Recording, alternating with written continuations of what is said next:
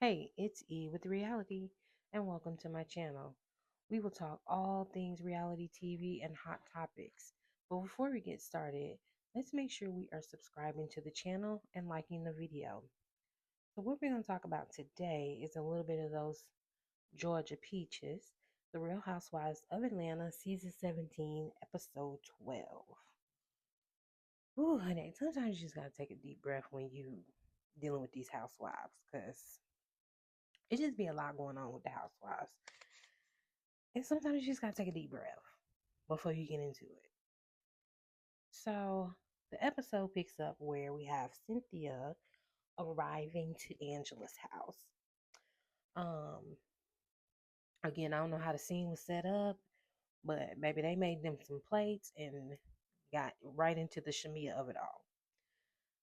I will say that Cynthia telling now again, unless she told Shamia like I'm gonna go and tell Angela, talk to Angela about your business. I just thought it was kind of weird because she was sharing some personal things with Angela in regards to Shamia when she was talking about her IVF journey and all of those things, her mom's health. And it was just like maybe the space that Angela and Shamia are in, um, she may not want her to know all of that stuff. So I just thought it was weird that Cynthia was telling all of that information that she had gotten from Shamia when Shamia came to her house. I was like, you probably should have just left that conversation to Shamia and Angela and let Shamia decide if that's something she wants to explore with indulging in into her real personal life with Angela. Because as of right now, that's not the case. They are on two different pages in the book. They're not actually not even in the same book. So I probably need Cynthia to mind her business. Um, you have then you have Cynthia saying that she suggested therapy to Shamia, and that maybe if with all these things that she has going on, if that's maybe the reason why she's behaving the way that she's behaving. Again, I just think that Cynthia is a little overstepping. Again, I'm not the biggest, I don't dislike Shamia. I do think that Shamia does play the victim in a lot of things, but I'm also not one that's not gonna call things out when I see them. And I just thought that Cynthia was wrong to be sharing this information that she was sharing with Angela when you know her and Angela are not on the same page right now. So to be suggesting to her that, oh, I told her she needs therapy, maybe she should, look into having therapy because she has so much going on right now. And Angela kind of talks about her, I guess, therapy journey of how much it's helped her. And she does tell Cynthia that she her heart goes out to Shamia, especially if her mom is having some type of health issues because it's been a year since her mom passed away. And she was just thinking about getting the ladies together to do something fun in remembrance of her mom. So the idea that they come up with is having a basketball game.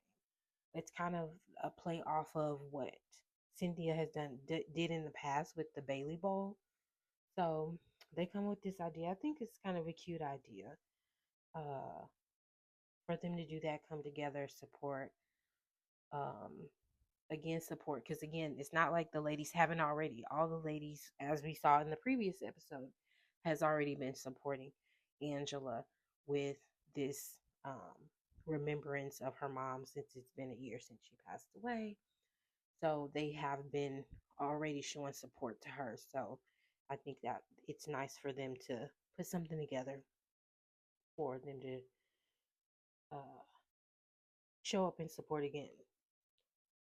So we move on to Portia pulling up to her old home that she lived in, that her mom currently was living in. And Portia says that, who would have knew that this was the last time that she would be visiting her mom at this house, because apparently the house has been sold. Apparently the house sold fairly quickly and a cash offer. So the little bit of that I do know about real estate is that I guess it's always a good thing if your house sells fast, and especially when it's a cash offer. So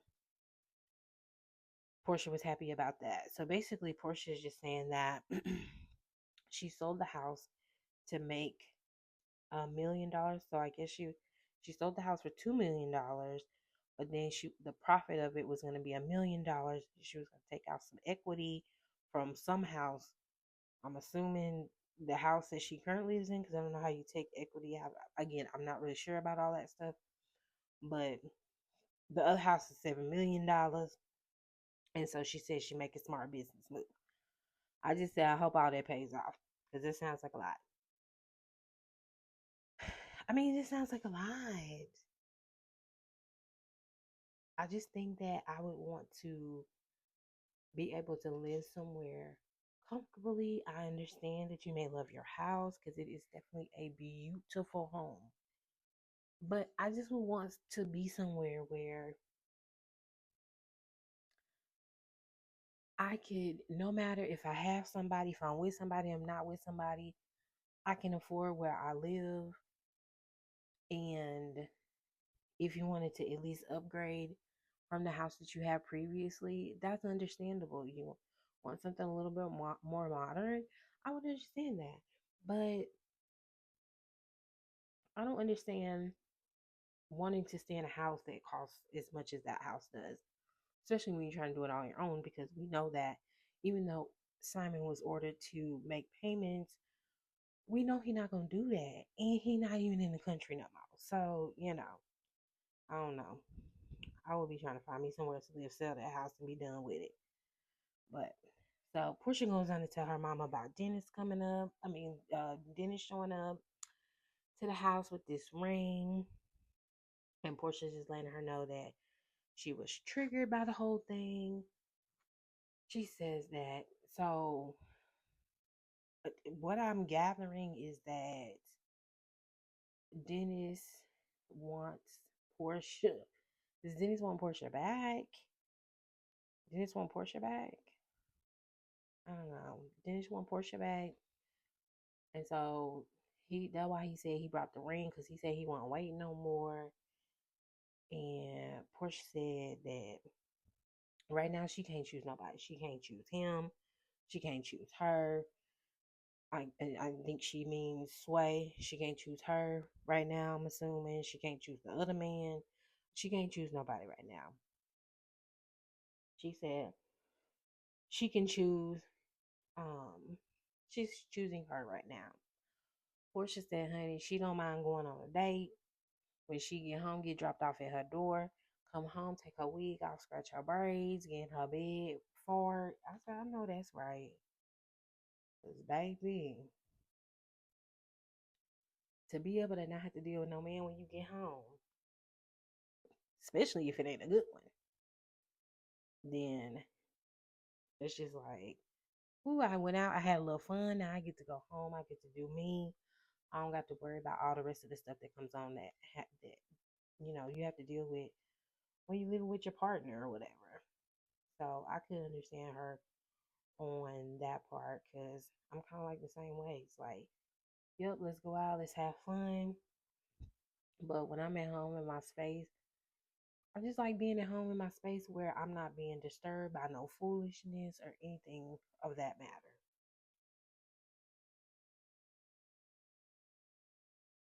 Portia says she is basically, um, she's just single and she is gently dating.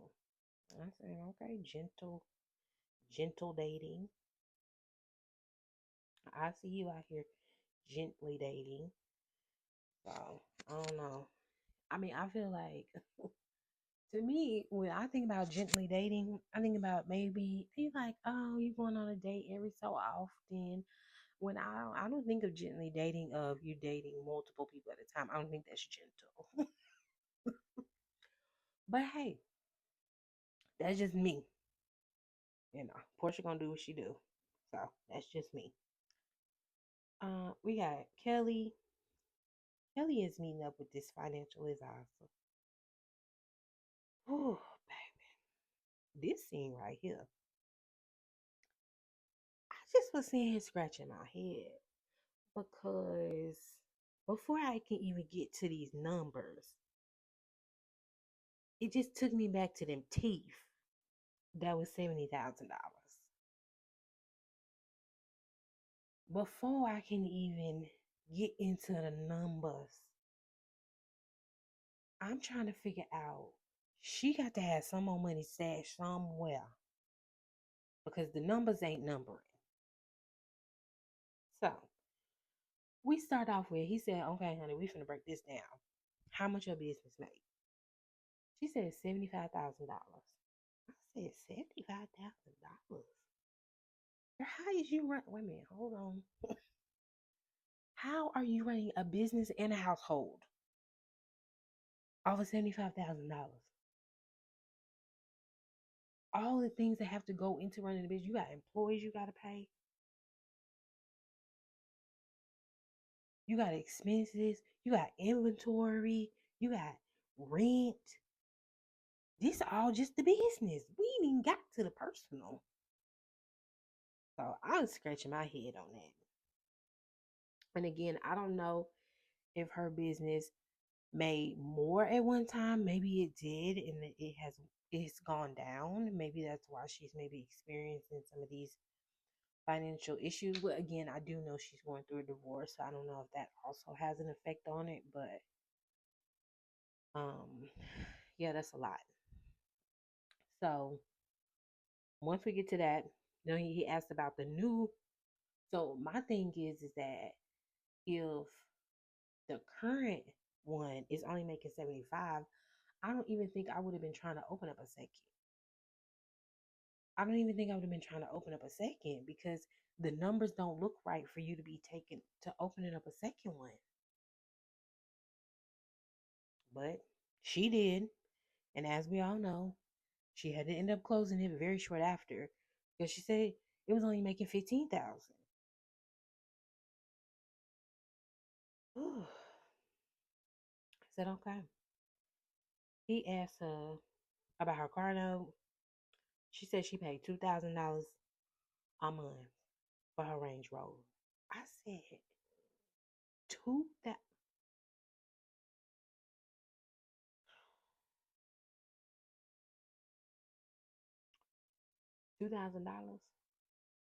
So between car note and insurance, you pay $2,600 a month for two things that you can't really live out of. Excuse me. I mean, I guess if push came to shove and you had your car, you could live out if you need to. I mean, it wouldn't be ideal, but I was just blown away. And she's sitting there grinning like it's cute. I'm like, did you really need a financial advisor to break these numbers down to you? Like, you mean to tell me you couldn't get a piece of paper and a pen and write this down and look at it and say, I'm doing something wrong. Something here is not right. Okay. But again, I don't know. Maybe sometimes people need to hear from other people. She said her monthly beauty budget is $2,500. Her hair budget is $3,000. And her wardrobe is $8,500. Just car note, insurance, and beauty, hair, and wardrobe is $22,000 for the month. I'm like, Kelly, baby, we're not making smart decisions. We ain't even got into if you have a mortgage, your home insurance, your just medical insurance. I'm sure you have to pay school expenses for your kids. I mean, it was just a lot. It was a lot. And then again, a few episodes ago, you had your man put $70,000 in your mouth, and you look like you needed. You sound like you need that $70,000 in your bank account, baby. Because the way I would have been over across the water somewhere getting my teeth done and putting the rest of that money in my bank account. Yeah. Mm-mm. No. You put in your mouth just about what your business make in a month. I mean, just let's sit with that for a minute. What your business brings in for the month, you just about put in your mouth. I mean, I just feel like it's a problem. I just feel like a problem. Kelly does talk about in her confessional being truly a housewife when she was married. Um, I'm not really sure what her husband did for work or if they, I know they did something with the business together or whatever. I don't know. So that's why I say it could be that the business is taking a hit from um the divorce. So that could be why. So I just feel like if you know that your business numbers aren't what they used to be, I just feel like you have to start making adjustments. Again, get an advisor to help you cut it down some. But there's no way I would have walked in and been like, these are the numbers that I'm just currently doing right now. And I haven't even started adjusting. I want you to help me look at this and help me adjust this even more. Because, see, I would have already started. Yeah, I would have already been on it. But, see, the money not flowing like it used to. I'm not going to walk in there like I got all my shit together. Clearly, that's a mess. So she talks about how she didn't know about no bills, she didn't pay no car notes and all of that type of stuff. So, basically she got to do a restart and she got to start taking care of these things basically. I just always think that I'm not going to say it's weird, but I just don't know.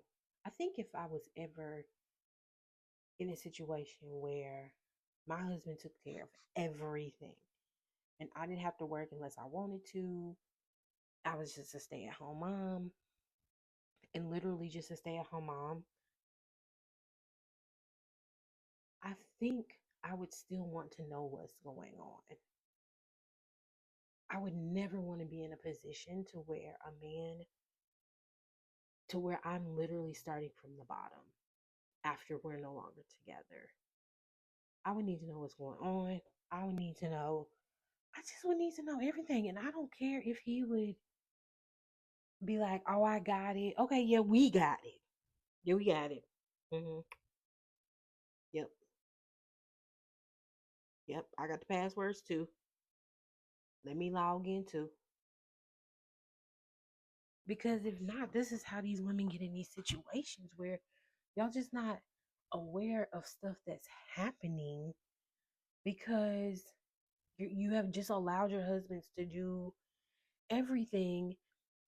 And then once that marriage is over, or that relationship is over, then you're literally putting pieces back together because you didn't make smart decisions while you were in that relationship. I just could never. I can never. I remember one time I was dating my ex, and he would be like, not to say you don't want your man to lead because you do, but I just have always been like, I have to know what's going on, regardless if you're taking care of every bill in this month. I just need to know what's going on. So it's like, okay, babe, I'm gonna pay the car note. I'll make sure the insurance is paid. I'll make sure the phone bills is paid. I'm gonna have passwords and logins to everything, even if it's not my money that's being used to pay it. I just can't sit back and just allow the man to control everything because again, this is how a lot of women end up in these situations where they're just at rock bottom when their relationships are over. And even sometimes if they still do come out on top, but they're still figuring things out because they never did this stuff before, opposed to you've had some experience doing it before. He does point out that, maybe she needs to get rid of her housekeeper, and that maybe some of the expenses that come along with the dog. So she like, I need to get rid of the dog. He was like, well, some of the expenses. I think it said week. I think that mug said week $500 for the dog. I meant to go back and look and make sure that's what I saw, but I could have sworn that's what I saw. Wig for the dog, $500. Crazy. But again, rich people, rich people problem. But again, I don't really know if Kelly's really that rich right now.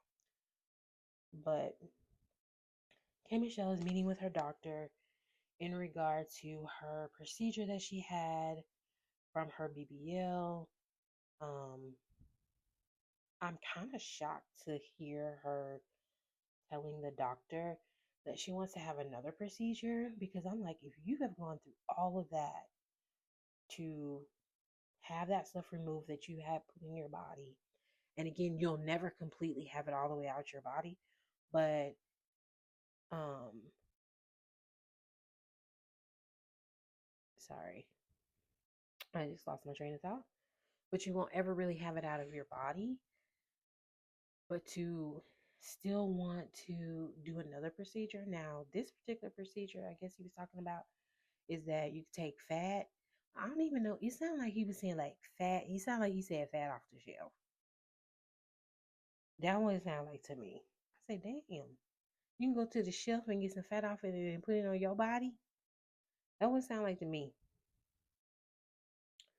Um, but he did advise her that she probably doesn't need to do anything because she has so much scarring um from everything that she's already through.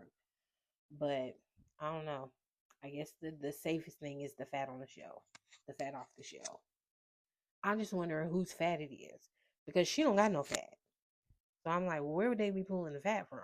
So that's why I thought he said fat on the shelf. So they getting the fat from somewhere to put it in the booty to plump it up. Because what she said, she wanted a more like an athletic type of, I don't know. Hey, Michelle got a lot going on her booty.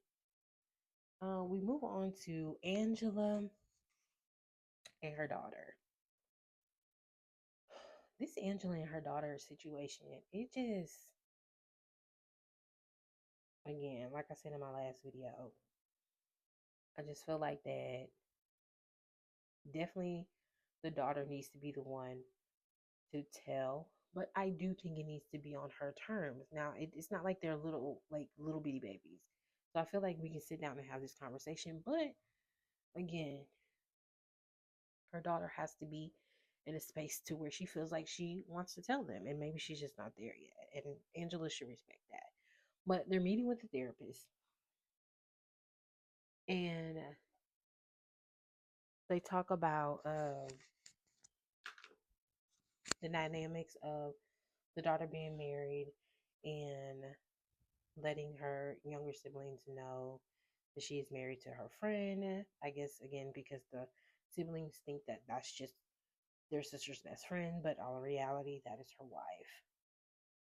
You know, Angela just really thinks it's time for her daughter to tell her siblings that she is married to her friend. Um, because again, they just think that she's a good friend. But again, I just want Angela to. I think sometimes we have to take ourselves out of situations, because in Angela's head, she's thinking on her terms of what she would like. Because sometimes I do that. I sometimes think things should be done in the time period that I think they should be done. But again, that's just not how things operate. In the grand scheme of things, you can't force people to be in spaces that they're not ready to be in. So you have to be patient with them. So it's a patient thing between the both of them. Um, you can tell, um, you can tell that the conversation is, you can tell that this conversation that Angela's having with her daughter that she's really not ready to have, because the daughter is basically telling her, do you want me to tell you why I didn't tell you? And Angela is basically kind of like brushing it off, like, it's okay. It's no, it's okay. It's okay that you didn't tell me. It's okay. But in all reality, you know it's not okay. But it seemed like she wasn't ready to be in that space, to be that vulnerable on TV, of the dynamic between her and her daughter. Which, when we jump forward to, because actually they were just talking about Angela talking to the therapist. They hadn't met with the therapist yet, just yet. But if I jump ahead real quick to when they met with the therapist, she said how the grandmother was almost like the middleman between them. So obviously there's some underlying things between Angela and her daughter. Um, is the reason why she wasn't comfortable to tell you just yet. And again, I don't know what that is. I don't know if it's that Angela is not okay with her lifestyle. I don't know. I don't know exactly what it is, but obviously it's something. But we'll see. We'll see if they eventually get there. Um, Drew goes. Drew goes to Portia's house. So she arrives at Portia's house. They having a good kiki or whatever. And Portia basically tells her that, she's suggesting a business venture between the two of them. With Go Naked hair. She wants to do a Drew line. And I was like, okay, that's cute. Which obviously we know that she did do a line, because we have seen her line and Cynthia's line with Go Naked. And they look like they nice wigs. Not my type of color, but they do look like they nice wigs. Um, but I'm like, really? I'm like, Drew, what a difference a year makes. Because Portia was cussing you all up and down the street for everything last year. You wanted to, because it's not like you didn't work with her before with Go Naked. Now I don't know if you were actually like receiving money from that or how that worked. But yeah, I think last season when it started off, and I think they flashed back to it where you were trying to set up a photo shoot, and Portia's having a whole meltdown about you having a photo shoot with the Go Naked hair, whatever. Um, Portia does make sure that she points out that she got a new business manager, and we're gonna have to make sure things is in order. I said, I know that's right. Portia said, honey, we're not gonna play these games. Nope, we're not gonna play these games. I mean, not Portia, Drew. Drew said we're not gonna play these games. We're gonna make sure that your business is in order. We ain't gonna have no situation like we had last year. Baby, then we back to Kelly. Baby, Kelly is meeting with the realtor. And she's looking for rental property because she's not buying right now. And again, nothing wrong with rent. So they pull up to this place and look like it's a nice little place. I think it got 4 stories or something like that. Got an elevator. It looks nice. Nice kitchen. Um, it costs $7,000 a month. So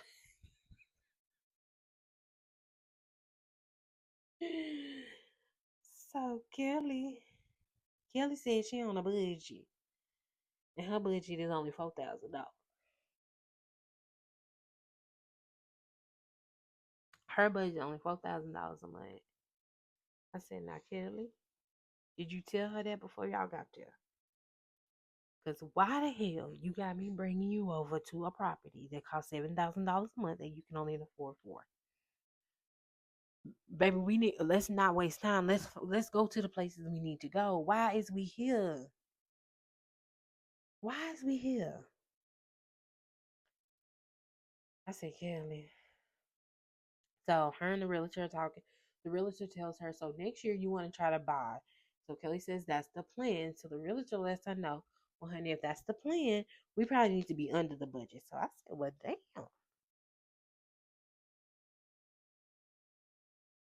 So what she need about 25, $3,000? I said, well, Kelly, again, this what again, can we go back to that 70,000 on them teeth?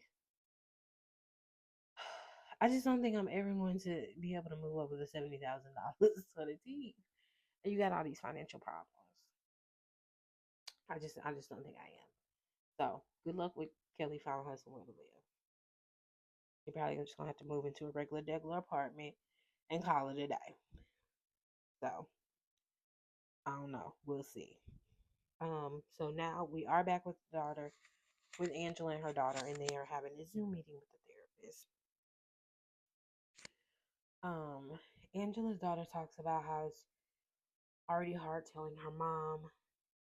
Uh, it was already hard telling her mom about her marrying her wife and all of the things. So, basically, she's just not in the space right now to have the conversation with her siblings. And I think that Angela should respect that. When it's time for her to let them know, when she's comfortable to let them know, because it's not going to impact their life. I mean, it's just not. This is 2026.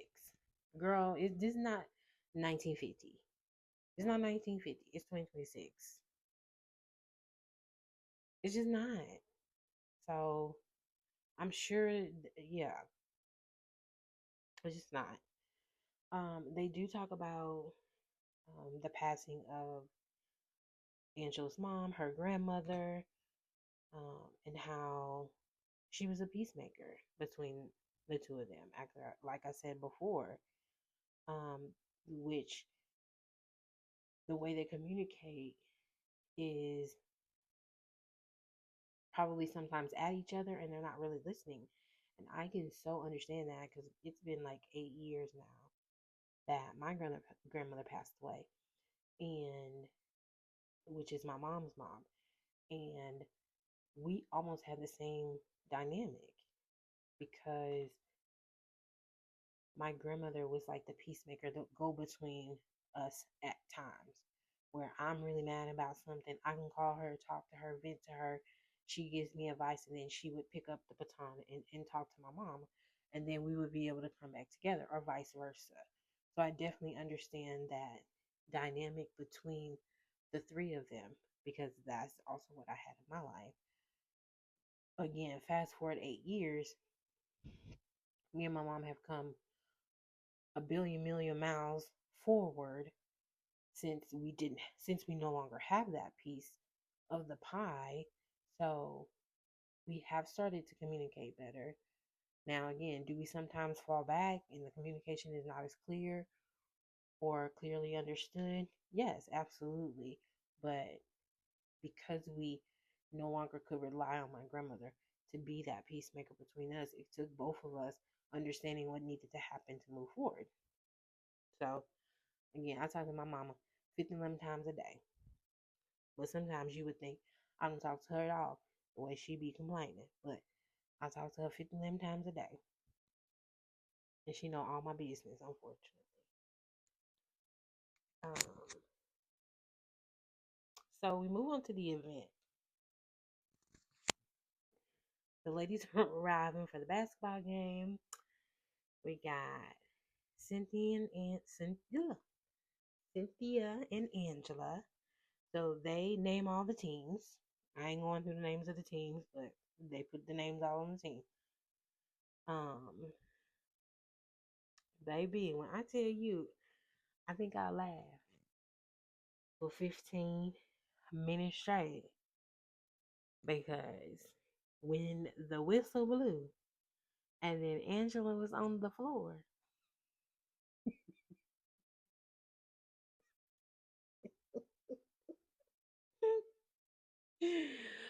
Baby, when Angela hit that floor, I was gone. I laughed for I was in here in tears. I don't know why it was so funny to me because she was really ready to go. She just was on the floor. I said, "Look."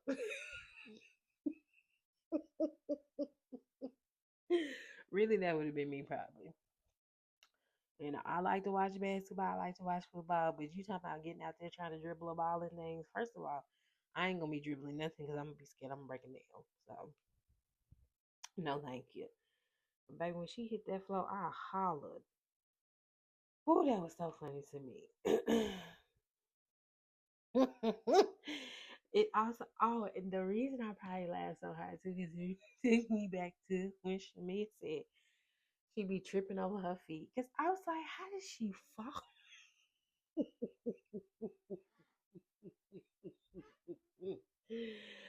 I was like, how did she fall? Then it made me think about Shamia talking about how she be tripping over her feet. I said, OMG, this is hilarious. So Um, you got Angela in her confessional telling her husband why she named Shamia's team Sasquatch. And that was another thing. I said, Lord, the husband even whack you, girl. Damn, Angela, you ain't catch a break. Because she had big feet, baby. He said, well, basically, they know you got big feet, girl. You can't, what you gonna do about it? You ain't got no six. You ain't got no six, you ain't got no seven. You got big feet. I said, he not right. So, they go through the teams, play each other, da da da. Angela's team win because she had professional athletes. She had professional basketball players. So, her team won. So it's the end of the event. The ladies show. She's thanking everybody for coming and all the great things. Everybody for being a great time. They had a great time. Thank you for being part of the game. Um, then we take a skirt. We veered off the road real quick. I'm like, now you thanking everybody, and then we went to Shamia. Now, again, I understand you going wanting to talk to Shamia because you did not get that chance when you guys sit down before. It went completely left. But I just felt like maybe in a different setting you could have had because I'm like, y'all done had a good time. Y'all done laughed. Y'all done played the game and all of that. This is in remembrance of your mom. And now we want to get into it with Shamia. So, again, I am not a supporter of Shamia. I'm indifferent when it comes to Shamia. I like Shamia. I think she's a pretty woman. She has a beautiful lifestyle, beautiful kids. She makes me laugh sometimes. Sometimes she is kind of cringy. Um, but in this particular moment, I was just like, it just didn't feel like that was the time and the place for her to address the situation with Shamia. So basically, again, she's bringing up the conversation about Shamia saying something about she made up the situation last year about her husband, and they flash back to to Shamia saying that she thought it was her and Drew that came up with it, that no one else had heard of it, and so on and so forth. um, so they're kind of like going back and forth, and you have everybody else is kind of. So then Drew agreed. Oh, she said Angela said something along the lines in regards to Portia. Um, and Drew said, "That's right." And so I think what Drew was saying, and then and then Shamia jumps on Drew, and Drew is like, you know, y'all had sat down, it didn't really go anywhere, y'all got up and left. And Shamia's like, well, that's because you were calling me a lapdog. And she said, well, you are a lapdog. So again, I definitely understand. I understand both, Angela. I didn't like the moment because I do think there needs to be a conversation had because it does seem like sometimes that Shamia throws a rock and hides her hand, and then you want to be victim. So now you're in the confessional crying that says that they don't want her to be a part of the group, or maybe she doesn't want to be a part of the group. I just think that she needs to take ownership of some of the bull that she has done. Again, I think that if she can take ownership in the group on some of the things that she's done, they can move on. But she continues to want to be a victim, and now it's oh, pick on me, pick on me, pick on me. And it's like, Shamia, you and Angela are throwing mud back at each other. You're saying what you're saying, she's saying what she's saying. Ever since her and Portia had their issue last year, you haven't heard Portia speak on her marriage. You continuously keep speaking on things. She continuously keeps speaking on things with you.